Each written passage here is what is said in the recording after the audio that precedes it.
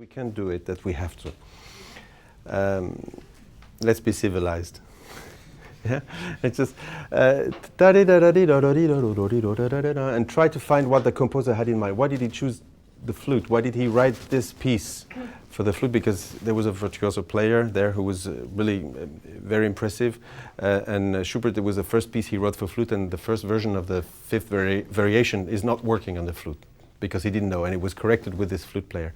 But then the other things have been adapted, and the whole thing is working like that. But he knows that when he writes for the flute, it's not going to be,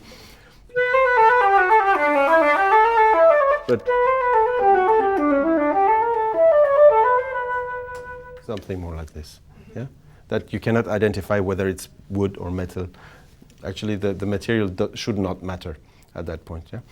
And the range of the Baroque flute, or the evolved Baroque flute that they were using at the time, is also possible in there. You just have to find it. It's up to your own fantasy and to investigate the tone colors and the shades. But again, it's not because we can play that we have to do it. In music that was written for the metal instrument, yes, because yes, please use it, do it, because that's what it's been written for, is to show, to display the new possibilities of the new instrument. And that's all the French repertoire from the end of the 19th century, for instance. But in this particular case, Bach, CP, Bach, Mozart, Schubert, Beethoven works, all wooden instruments. Yeah? Even in the German culture, actually, Brahms and Mahler hated the metal flute. He liked the Böhm flute, but he hated the metal flute.